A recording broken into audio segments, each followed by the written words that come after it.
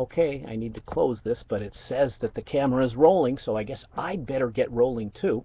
I don't even have my book in my hand, and I don't even have the right page, so this is inexcusable.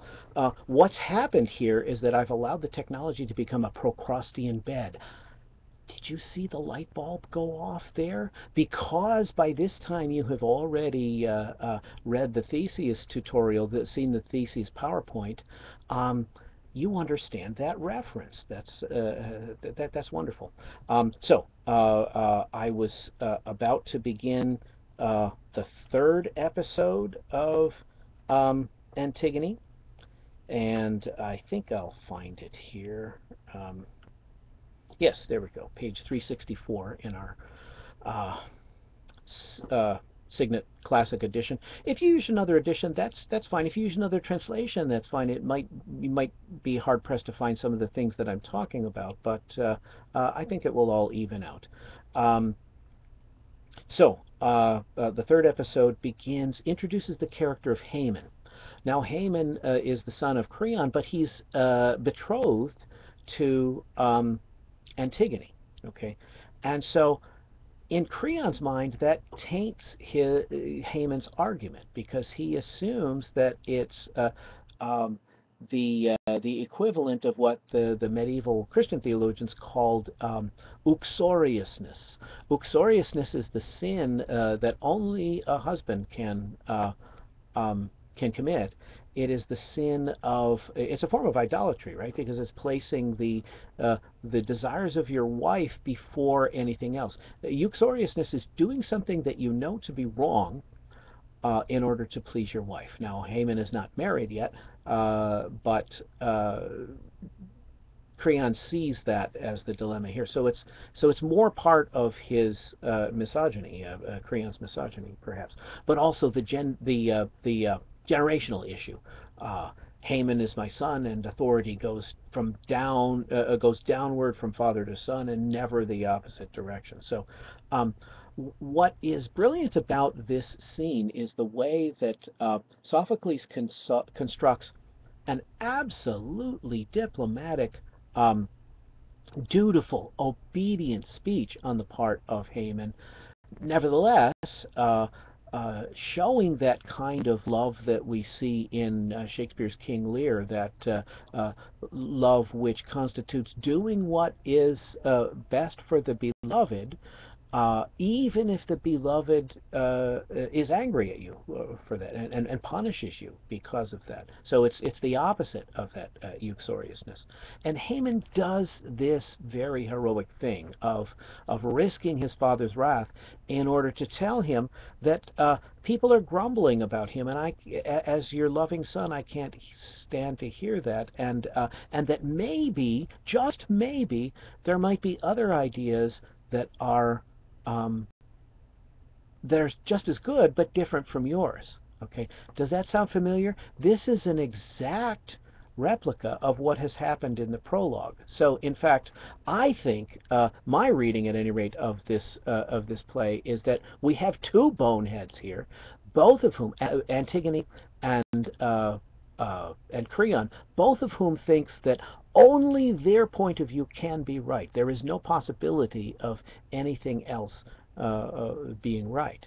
And Creon learns his lesson, and that's the great irony. Ismene does not. Well, maybe she's prevented from doing so by her death, but she really goes to her death as hard-headed as she was before. But Creon repents, and for me, that is the greater tragedy. I guess maybe we don't need to go through episode by episode, because I've just summarized the entirety of the remainder of the play.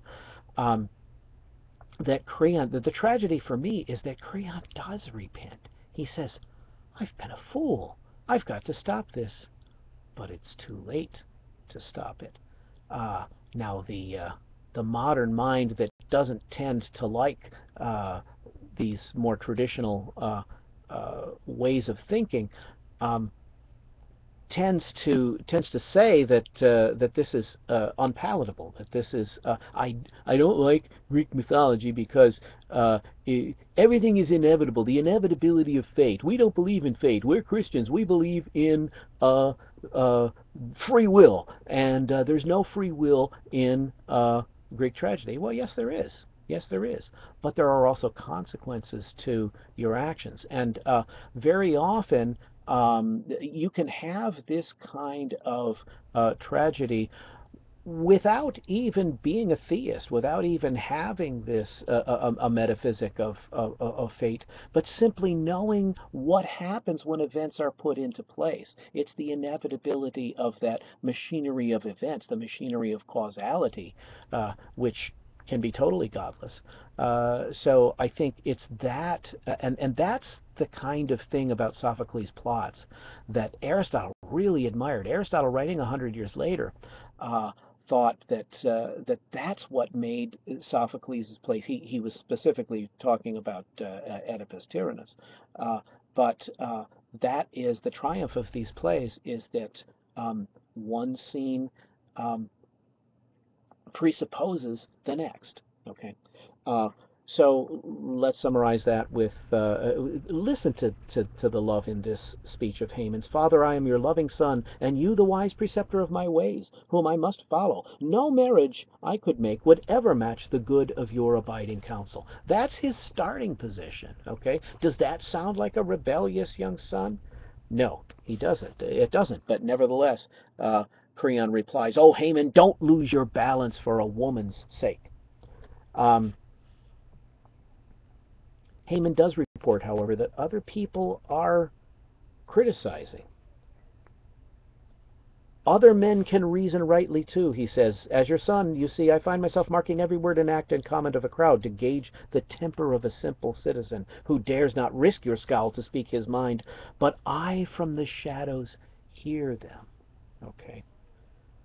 The popular sentiment is with Antigone and not with you, Creon.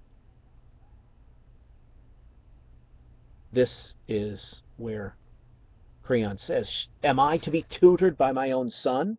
You mean men of my years have to learn to think by taking notes from men of his? Who's the teacher here? Who's the dad here?